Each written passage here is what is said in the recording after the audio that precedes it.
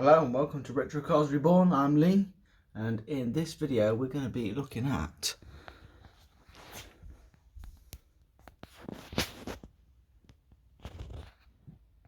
we've fitted both floors, we've fitted both rear quarters, we've put a B pillar in. It's now time to drop the rear axle so we can sort out this flange here and we can get into the rear arch so we can weld this chassis piece fully in and actually join it to the chassis. So for that we need to lose these, so I'm going to do that, get to use my nice new jacking points, so let's see what happens. Well, there we go, we are now on axle stands both sides. It is definitely no longer level. The front of the car is now 100% higher. The sills, I put some blocks of wood in between because axle stands just damage sills, and if you just put new sills on, that's the last thing I want, really, isn't it? Is to just ruin my already fitted sills.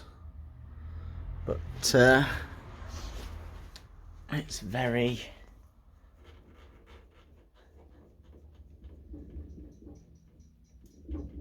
it moves now. But it also means I'm going to be able to, oh yeah, they've not been turned in a while. It means I'm also going to be able to start to detect any sort of play in the rear axle.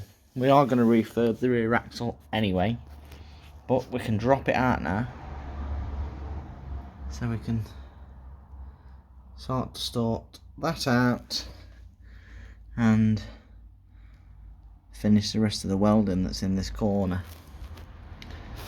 And we can also start on all the welding that's needed in these bottom pockets on both sides.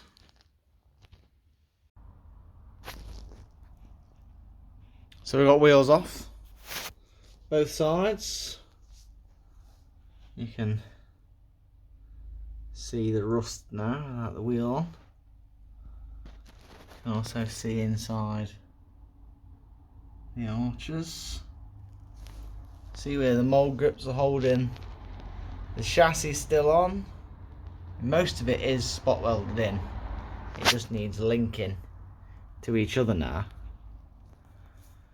So this is in no way a tutorial on how to take out a Peugeot 205 axle, because now I'd have to be disconnecting brake lines and handbrake cables, but because I've been sorting rust repairs out, the handbrake cables I already took them off. The brake pipes are absolutely stuffed, so I cut through some of them. There's one of them down there, look. And I've had to cut through the hoses at the back because they won't even come out. They're actually distorting the body mounts to try and take the flexible hoses out. So I think it's now just a case of we just slide underneath, undoing the mounting bolts that are on here and lowering it down, because I don't think there is anything else holding it on other than those two things. And I think we'll find those bolts. I mean, that's a nut, so that might come undone from underneath, but I'm pretty sure there might be some hidden inside the boot area. So we're going to go in there and we'll have a look. So it was those two bolts underneath, and there's two each side in the boot, and this is what we're left with underneath.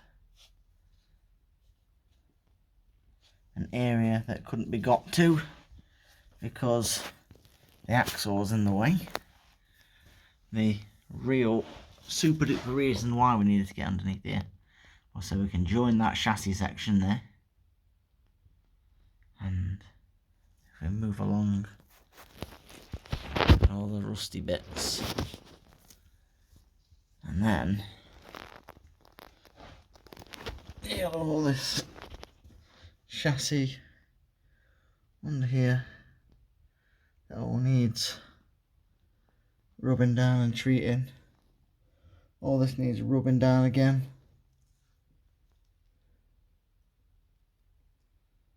It's all gone bubbly, look, from when it was outside.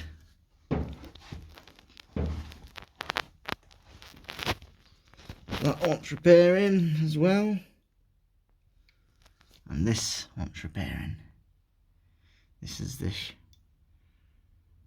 like outer skin of the rear chassis leg. And up there, look, all that wants repairing. It all basically links through from water running in from the top, running down that section, sitting in this section and rotting it through. And Peugeot 205s do that on both sides. Although you can only just see the seam sealer spreading in this passenger side because it's a lot sturdier this side until you get to the outside. Look where all the water traps are. You can just see it starting to go. And I dare say when I take all the seam sealer off this, it's all gonna be rusty behind there. Guarantee it.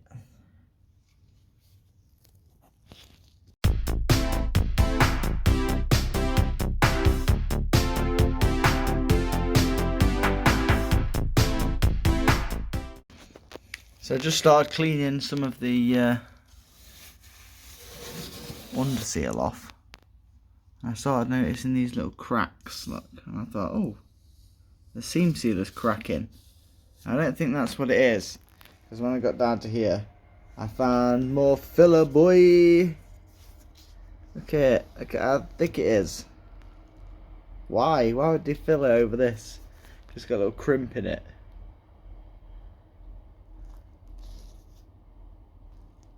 It's mad.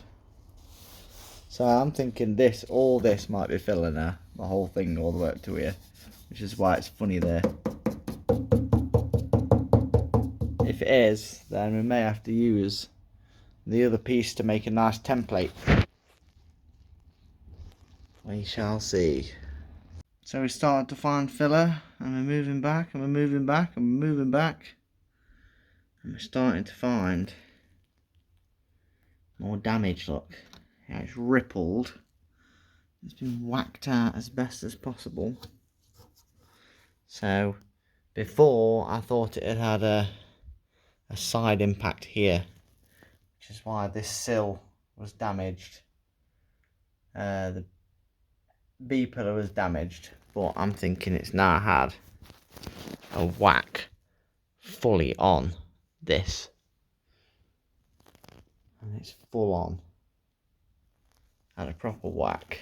But we'll find more because the filler's still thick.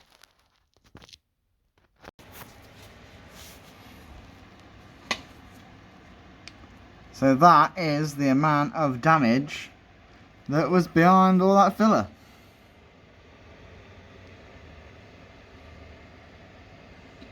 I'm surprised that they straightened it out this much. Then you've got all of the rust running up.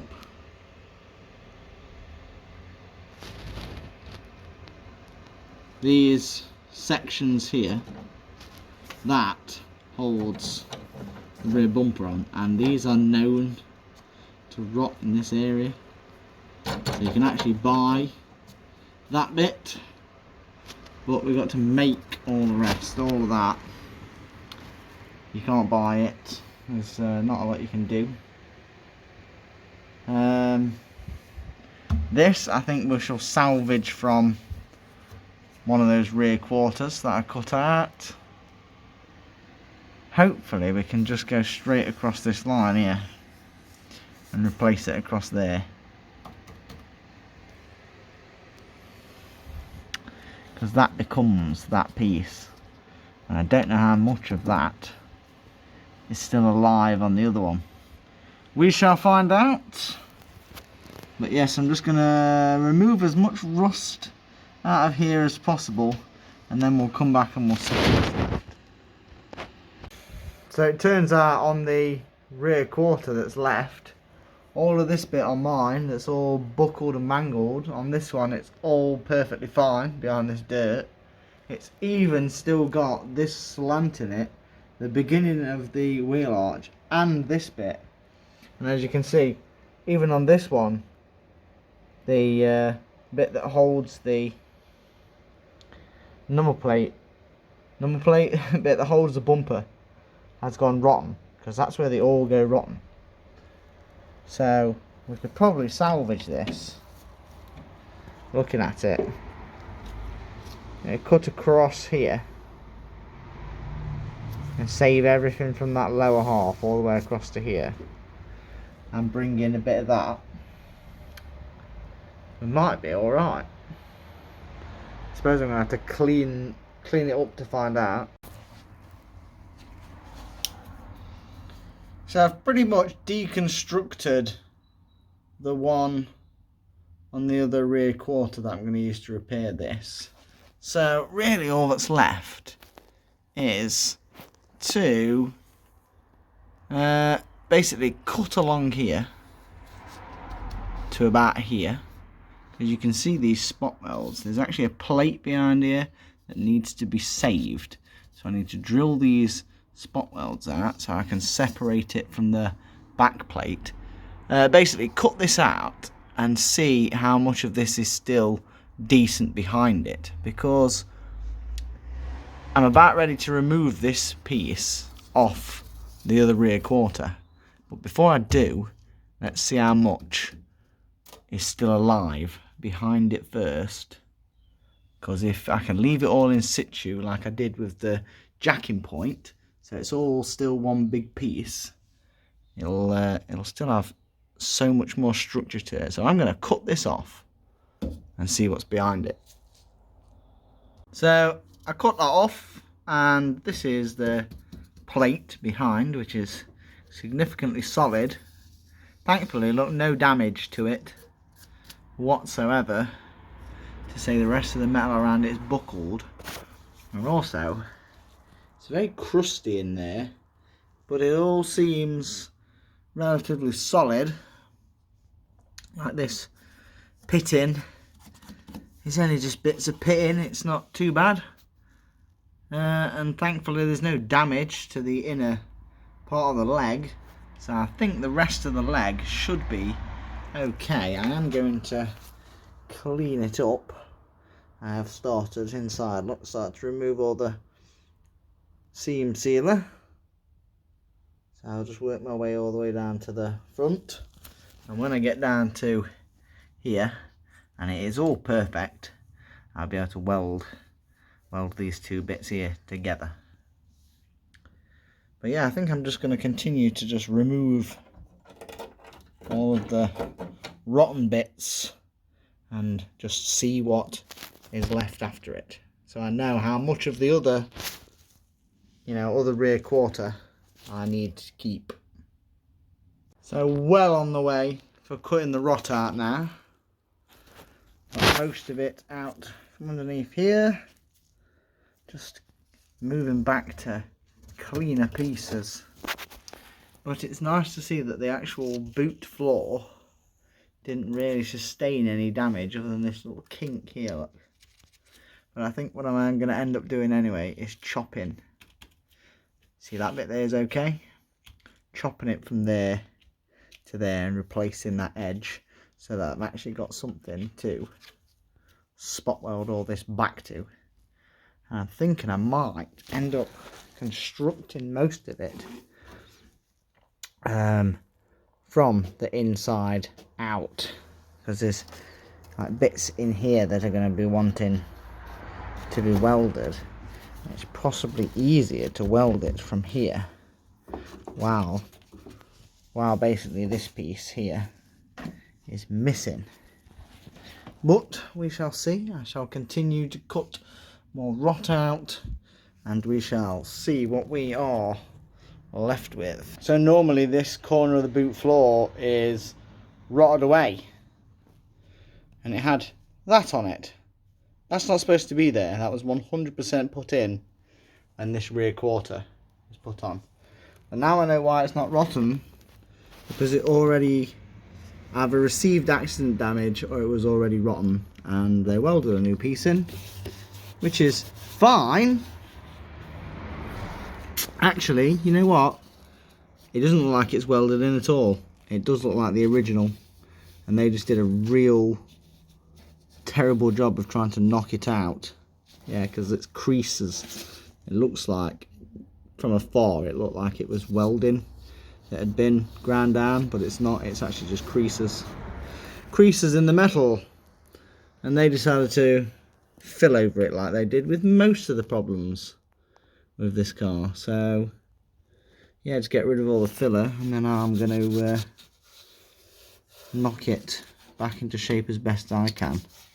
And it's wrong if I can do a better job than a body shop did. So this is a before, so let's get the plenishing hammers out and see what we can do. Well, I've had a hammer on it, and I've made it a little bit flatter there where that big crease was. When you get further down, now that big ass strengthening plate is under here. That big ass strengthening plate is under here. So that's why this bit's creased, because you can't actually hit it from underneath, which is a shame. I tried knocking some of it down here as well, and from the underside, but yeah, I'm just gonna have to fill this corner again, I think. But I have made some more progress around this side. I've cut out that absolutely rotten piece, so we've just got to replace that small piece in there, so that's good. Just need to cut that out and rub all this rust down. I might even take out that square section that goes round where the bumpers are bolted to, and then I think we're ready to start putting some of it back. I still need to decide how much of this is actually coming out. This piece here, look, because it's rotted right in this corner. And then we need to decide how much of that I'm going to go up to. Yeah. Yes, I've cut plenty out of the Peugeot. I think I'm going to leave it for now, because I've got to still finish deconstructing the other rear quarter. So we've got all the parts for the Peugeot, and it's guaranteed I'm going to have to cut out a little bit more. So I shall see you in the next video. Till then, remember to subscribe, leave me a like, leave me a comment, and I'll get back to you, and I'll see you in the next video.